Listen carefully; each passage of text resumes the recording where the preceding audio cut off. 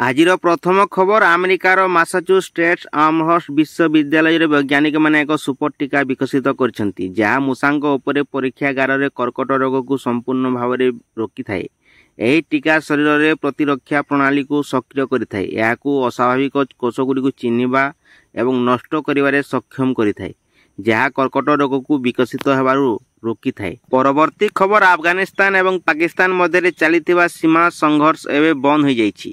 Afghan Taliban ଶାସନ କହିଛି ଯେ ପାକିସ୍ତାନର ଅନୁରୋଧ ଏବଂ ଜିତ୍ କ୍ରମେ ଆଫଗାନିସ୍ତାନ ଦୁଇ ଦେଶ ମଧ୍ୟରେ 48 ଘଣ୍ଟା ପାଇଁ ଏକ ଅସ୍ଥାୟୀ ଯୁଦ୍ଧବିରତି ଘୋଷଣା କରାଯାଇଛି। ଏହି ପଦକ୍ଷେପ ଏକ ସପ୍ତାହ ଧରି ସୀମା ସଂଘର୍ଷ ପରେ ନିଆଯାଇଛି, ଯେଉଁଥିରେ ଉଭୟ ପାର୍ଶ୍ୱରେ ବହୁ ମୃତ୍ୟୁ ଘଟିଛି। ପରବର୍ତ୍ତୀ ଖବର ଦୀପାବଳି କେଉଁ ଦିନ ପାଳିବ, ଏହାକୁ ନେଇ ପାଞ୍ଜିରେ ଥିବା ଦ୍ୱନ୍ଦ୍ୱକୁ ଦୂର କରିଛନ୍ତି ମୁକ୍ତି ମଣ୍ଡପ ପଣ୍ଡିତ ସଭା। 21 ନୁହେଁ 20 ତାରିଖରେ ଦୀପଦାନ ଓ ପୟା ଶ୍ରାଦ୍ଧ ହେବ ବୋଲି ସ୍ପଷ୍ଟ କରିଛି ମୁକ୍ତି ମଣ୍ଡପ।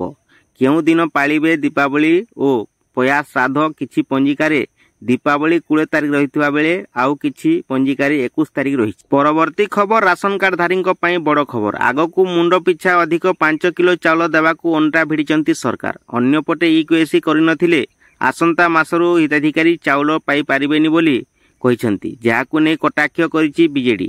ରାସନ କାର୍ଡଧାରୀଙ୍କ ପାଇଁ ବଡ଼ ନିଷ୍ପତ୍ତି ନେବାକୁ ଯାଉଛନ୍ତି ରାଜ୍ୟ ସରକାର। ପରବର୍ତ୍ତୀ ଖବର ମନୋରଞ୍ଜନ ଧର୍ମୀ ଦୁନିଆରୁ ଆସିଛି ଏକ ବଡ଼ ଦୁଃଖଦ ଖବର। ଜଣାଶୁଣା ଟିଭି ଓ ଫିଲ୍ମ ଅଭିନେତା ପଙ୍କଜ ଧୀର ଆଉ ନାହାନ୍ତି। ବିଆର ଚୋପ୍ରାଙ୍କ ମହାଭାରତରେ କର୍ଣ୍ଣ ଚରିତ୍ରରେ ଅଭିନୟ କରି ବେଶ୍ ପ୍ରଶଂସା ସାଉଁଟିଥିବା ବିଶିଷ୍ଟ ଅଭିନେତା ପଙ୍କଜ ଧୀର ଶେଷ ନିଶ୍ୱାସ ତ୍ୟାଗ କରିଛନ୍ତି। କ୍ୟାନ୍ସର ସହ ଲଢ଼େଇ କରି ଶେଷରେ ଜୀବନ ଯୁଦ୍ଧରେ ହାରିଯାଇଛନ୍ତି ମହାଭାରତର କର୍ଣ୍ଣ। ପରବର୍ତ୍ତୀ ଖବର ୱେଷ୍ଟ ଇଣ୍ଡିଜ ବିପକ୍ଷରେ ଏକ ଜବରଦସ୍ତ ବିଜୟ ପରେ ଟିମ୍ ଇଣ୍ଡିଆ ଏବେ ଅଷ୍ଟ୍ରେଲିଆ ଯିବାକୁ ପ୍ରସ୍ତୁତ। ଏହି ଗସ୍ତରେ ଉଭୟ ଦଳ ମଧ୍ୟରେ 3ଟି ଦିନିକିଆ ଏବଂ 5ଟି ଟି20 ମ୍ୟାଚ୍ ଖେଳାଯିବ। ଏହି ଗସ୍ତ ଭାରତୀୟ କ୍ରିକେଟ ପାଇଁ ଗୁରୁତ୍ୱପୂର୍ଣ୍ଣ।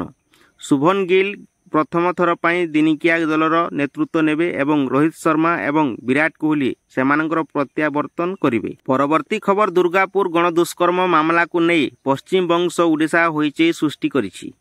ହସ୍ପିଟାଲରେ ପୀଡ଼ିତାଙ୍କ ଚିକିତ୍ସା ଚାଲିଥିବା ବେଳେ ପୀଡ଼ିତାଙ୍କ ପିତାଙ୍କ ଏକ ହୃଦୟ ବିଦାରକ ବୟାନ ଏବେ ସାମ୍ନାକୁ ଆସିଛି। ସେ କହିଛନ୍ତି ଯେ ଏବେ ବଙ୍ଗଳା ଛାଡ଼ି ତାଙ୍କ ରାଜ୍ୟ ଓଡ଼ିଶାକୁ ଫେରିବାକୁ ଚାହୁଁଛନ୍ତି।